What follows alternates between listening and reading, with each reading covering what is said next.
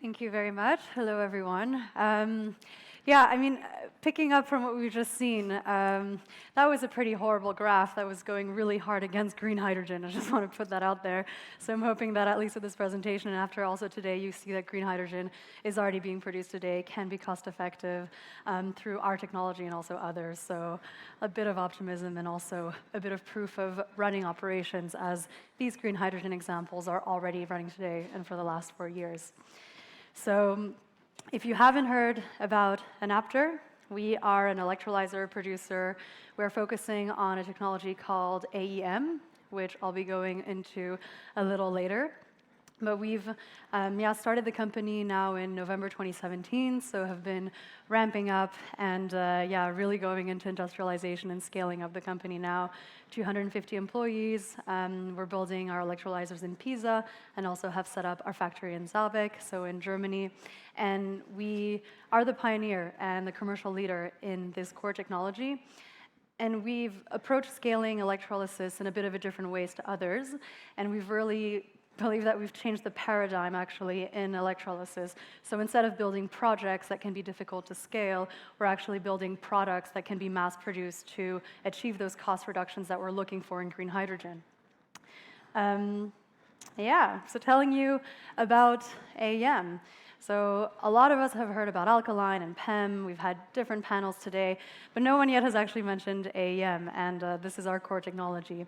So we sit really in the middle of the two. We believe that we have the best of the both worlds in the electrolysis commercial offers today. And what that means is that we have low cost and high efficiency, like the traditional alkaline that has a long track record that has been out there for a while being also able to be plugged into renewables.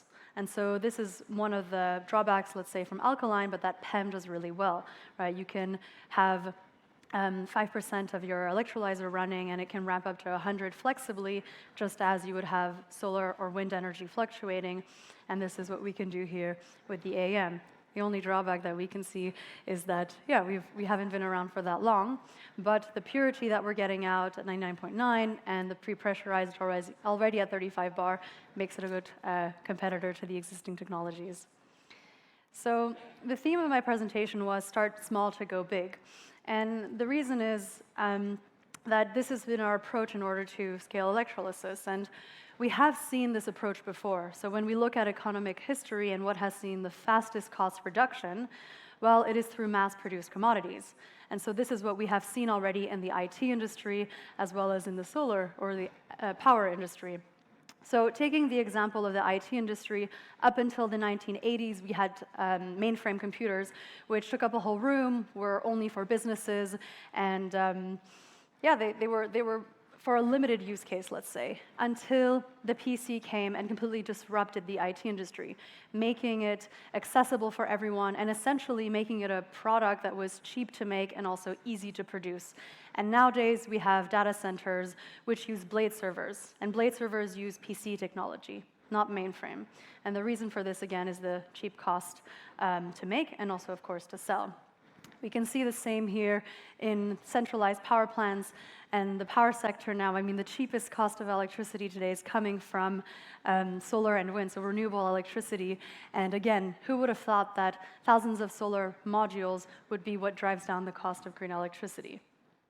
So when we look at, well, how do we apply this to hydrogen and to electrolyzer stacks, this is how we are doing it here at Enapter. So we focused on producing one single core size of a stack that goes into mass production to achieve economies of scale much quicker.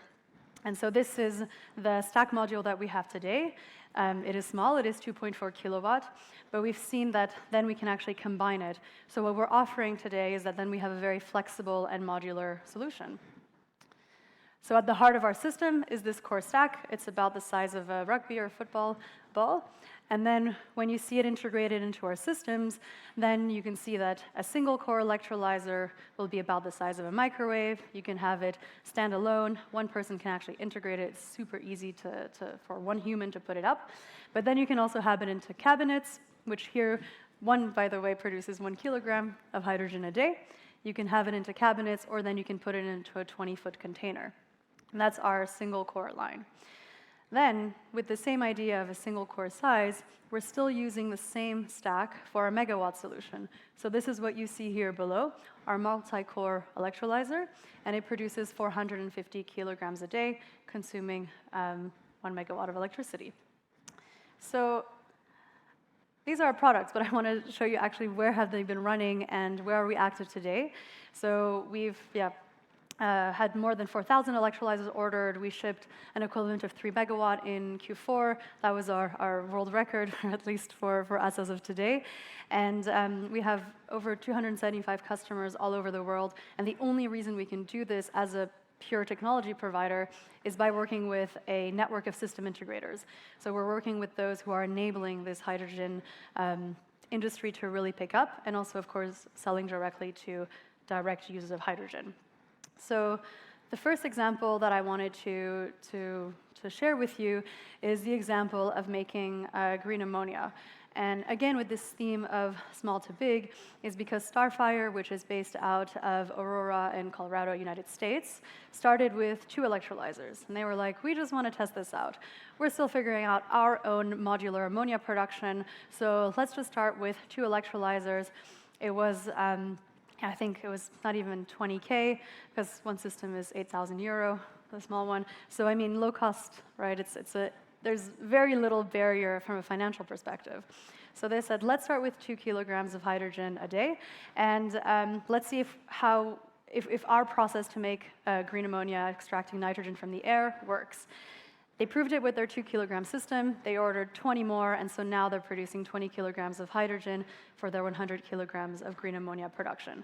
It's still small, it's still modular, but they've proven it themselves, and now they're looking into scaling up their own production, and of course looking into our megawatt scale electrolyzer to scale up their own green ammonia production. Another example in the Power to X is with a German customer, Vilo. Some of you might be familiar with them, and they have ordered 96 of our single-core electrolyzers, so the small box, the microwave one, and they're using it for backup energy. So it's been running since 2022. And they're essentially using it for backup power, but in the future they want to keep expanding their production of green hydrogen and their further decarbonization efforts. Moving on to now another sector. So we've seen industry, we've seen here power, but what about in the aviation sector? We have also this start small to go big application here with ZeroAvia. So you might be familiar with ZeroAvia. They started off actually with a smaller plane, about 6-passenger aircraft, and here they were just using 2 electrolyzers to test their aircraft fleet. And now they've upgraded to a 20-passenger aircraft, and they've upgraded also their refueling system with our electrolyzers, which are producing green hydrogen on site in an airport. Of course, 10 kilograms of hydrogen will not provide all the hydrogen that an airplane needs, but in terms of testing their aircrafts, testing how will we build this infrastructure even at an airport, how will we create this airport hub, it was a good starting point for them to use our electrolyzers. Another example, this one is, yes, from the UK as well.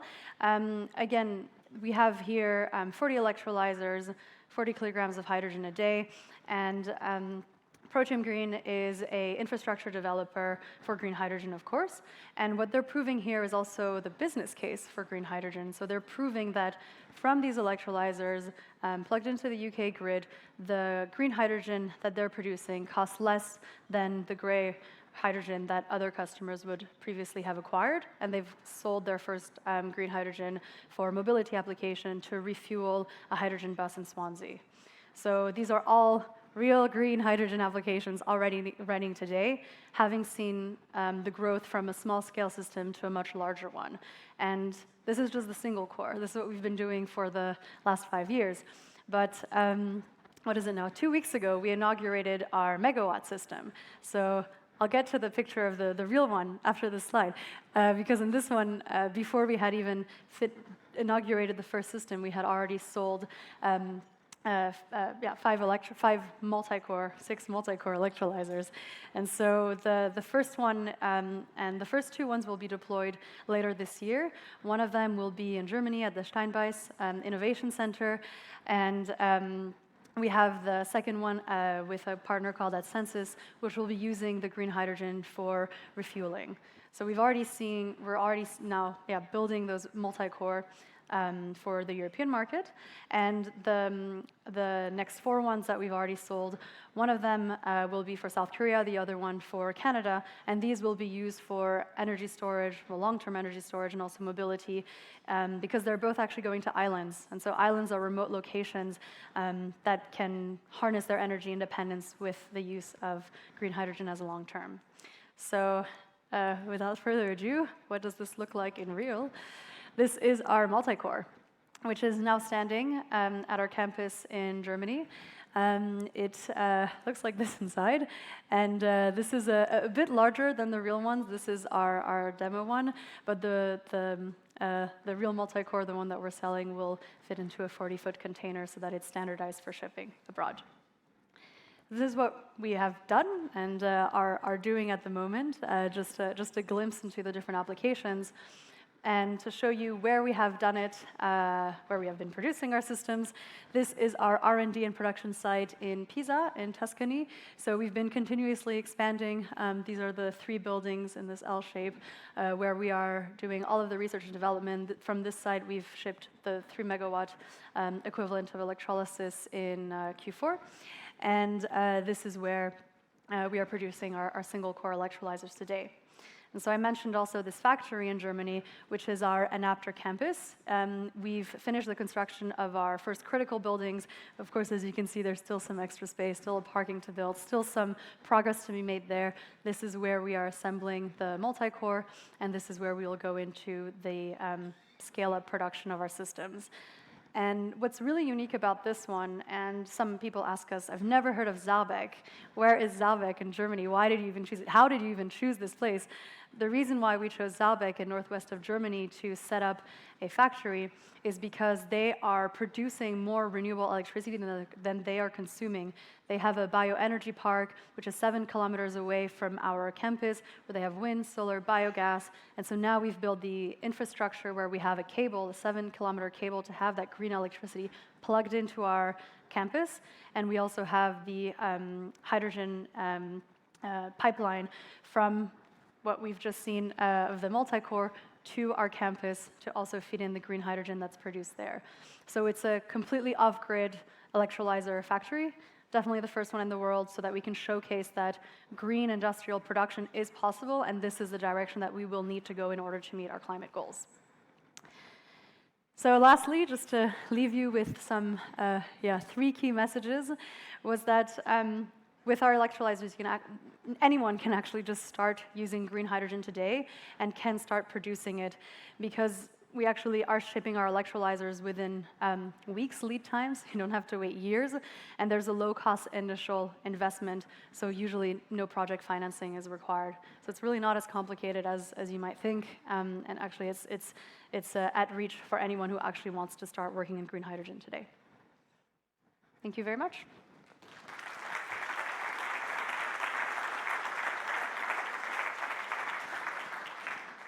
Thanks a lot. We have a couple of questions, and as you can see, the highest ranked question is regarding costs. Yep. So what's the cost per one module? I think it's meant, the single core module is meant, but maybe... It was 8,000 euro per module, the microwave one. Yep. 8,000 euro to start with. Yeah. That's great. That was a quick answer. Yeah, yeah, we're very transparent. It's one of our core principles. Yeah. Yeah. Let's go on with the second question, maybe. Will we see a dominant design when it comes to electrolyzers? So you showed us the 3 technologies, and I think this question is regarding those technologies. So will we see one design being the dominant one in the next couple of years, or coexistence? Well, I guess in the end, the one that produces the cheapest green hydrogen will be the dominant one, right? So I think it will be a question of cost, something to keep in mind. And for that point, we definitely believe that we can compete on the cost. I was just before now looking at the kilogram, euro per kilogram, and it is already competitive just with the multi-core, which is our first version. And there's a clear R&D map in terms of the cost reduction that we will already achieve. But something that is worth noting in terms of those three competing technologies is that there is the usage of iridium and titanium in the PEM electrolyzer. So there is this question on material scarcity, and will the PEM technology be able to scale to the point of the electrolyzer capacity that we need in the future? And so will then other technologies like the AEM then take up more space? And we can see the other electrolyzer producers out there already looking into AEM, even if they're doing alkaline or PEM or others. So I think AEM will be the dominant one. There's this one question, what does AEM actually stands for? What does it mean? It means anion exchange membrane. So same principle as the PEM, there's a membrane, but instead of attracting the protons, we're attracting the anion. Okay. Thanks a lot. We are 32 seconds over. Thanks a lot for being here today. Vaitea Cowan, ladies and gentlemen.